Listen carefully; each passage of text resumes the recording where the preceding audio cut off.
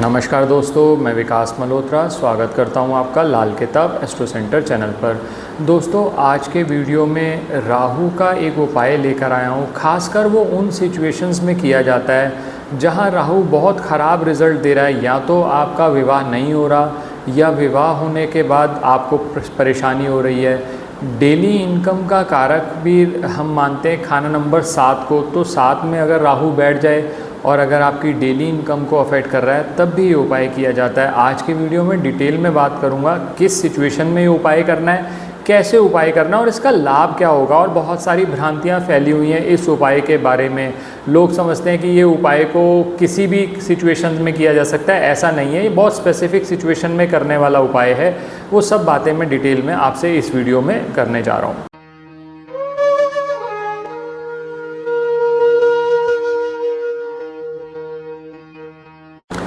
अब सबसे पहले बात करते हैं कि इस उपाय की ज़रूरत क्या पड़ती है। उपाय भी आपसे बात करूंगा।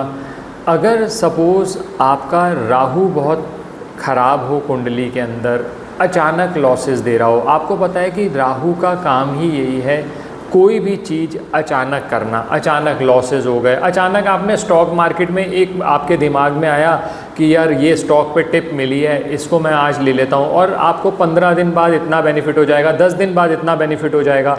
और आपने क्या किया, अपनी सारी की सारी सेविंग्स, बहुत लोग ऐसा करते हैं, सारी की सारी सेविंग्स उस पर लगा दी और 10 दिन बाद पता चला वो सारी की सारी वाइप आउट हो गई। बहुत बार ऐसी सिचुएशन भी आती है कि व्यक्ति कहता है कि सर उस समय पर किसी ने कहा और हमें लगा कि ये इनसाइडर ट्रेडिंग की टिप है, और हमने अब इवन कर्जा लेकर पैसे लगा दिए स्टॉक मार्केट के अंदर, या कोई काम में लगा दिया आपने पैसे जिसमें आपको लग रहा था क्विक रिटर्न्स आ जाएंगे।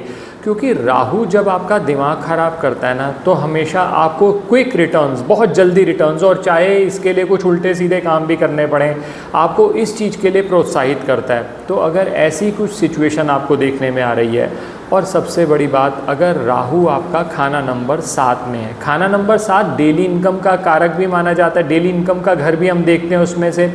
और दूसरी चीज़ हम देखते हैं कि वैवाहिक सुख के लिए हम खाना नंबर 7 को देखते हैं।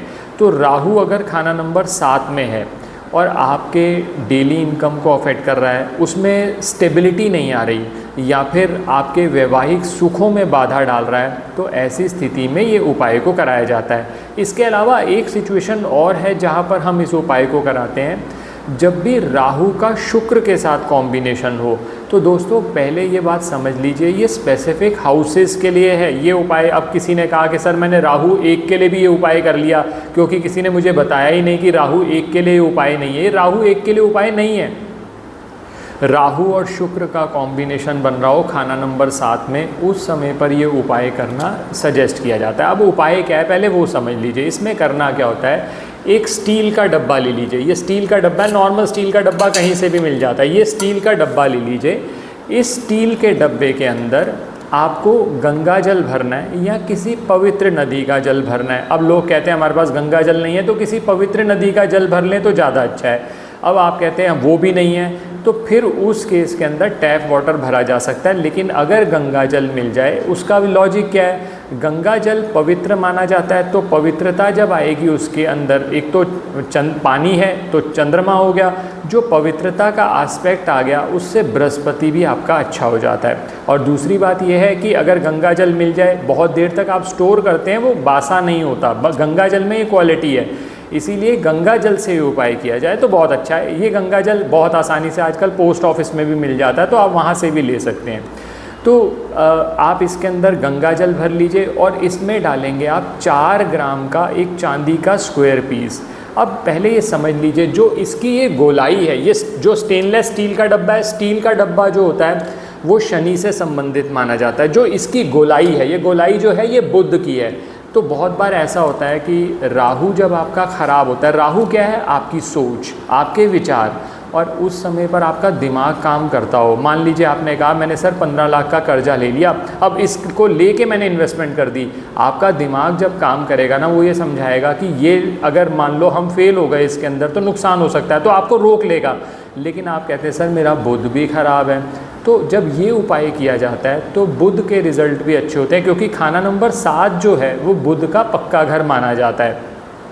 राहु अगर कहीं से बुध से रिलेटेड हो रहा हो, ख़राब हो रहा हो, खासकर खाना नंबर 7 में, तब ये उपाय बहुत फ़ायदा करता है। तो अब आपने क्या किया, ये स्टील का डब्बा लिया, इसके अंदर गंगा जल भरा, 4 ग्राम का चांदी का स्क्वायर पीस डाला, इसको बंद किया। अब इसको रखना कहाँ है? देखिए, सबसे अच्छी, अगर तो ये वैवाहिक सुख में आपके कहीं ना कहीं कमी दे रहा है, तो सबसे अच्छी जो डायरेक्शन इसके लिए है वो है साउथ वेस्ट। साउथ वेस्ट में रख सकते हैं। और इसके अलावा भी आप ऐसा कर सकते हैं, अपने बेडरूम में इसको रख सकते हैं। अब मान लीजिए आपका विवाह नहीं हो रहा, उस समय पर भी ये उपाय किया जा सकता है। अगर खाना नंबर 7 में राहु है, ये क्या करेगा? अब इससे होगा क्या? राहु शांत कैसे होगा? राहु जो है वो शनि का एजेंट माना जाता है। तो ये हमने जो धातु ली है वो शनि की धातु ली है। अब इसके अंदर हमने गंगा जल भरा। गंगा जल क्या है? चंद्रमा और बृहस्पति का मिक्सचर। आप चंद्रमा जो है वो राहु को शांत कर देता है, तो चंद्रमा ने राहु को शांत किया। हमने इसके अंदर चांदी का एक स्क्वायर पीस डाला 4 ग्राम का। अब स्क्वायर पीस का क्या रेलेवेंस है? जो स्क्वायर शेप है वो मंगल की है। आपसे मैंने पहले भी कई वीडियोस में बात करी है, राहु को 2 तरह से हम काबू कर सकते हैं।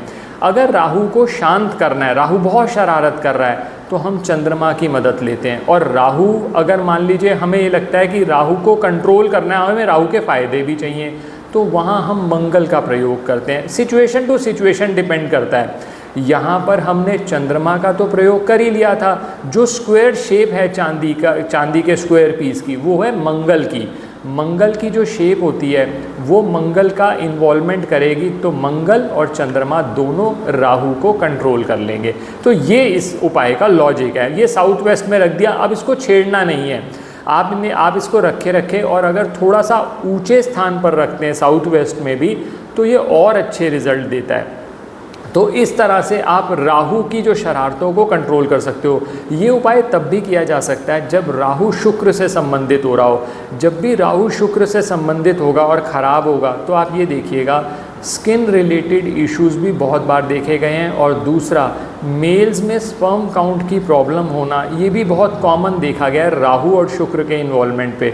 अगर ऐसा कुछ 7th हाउस से रिलेटेड आ रहा है, ये ध्यान रखिएगा दोस्तों, ये हर हाउस के लिए नहीं है। मान लीजिए आप कह रहे हैं मेरा राहु 8वें हाउस में बैठा है, मैंने उसमें भी रख लिया, उसमें ये उपाय आपको लाभ नहीं देगा। उसके लिए अलग उपाय हैं, उसके लिए अलग उपाय अलग अलग वीडियोज़ में मैंने शेयर किए हुए हैं।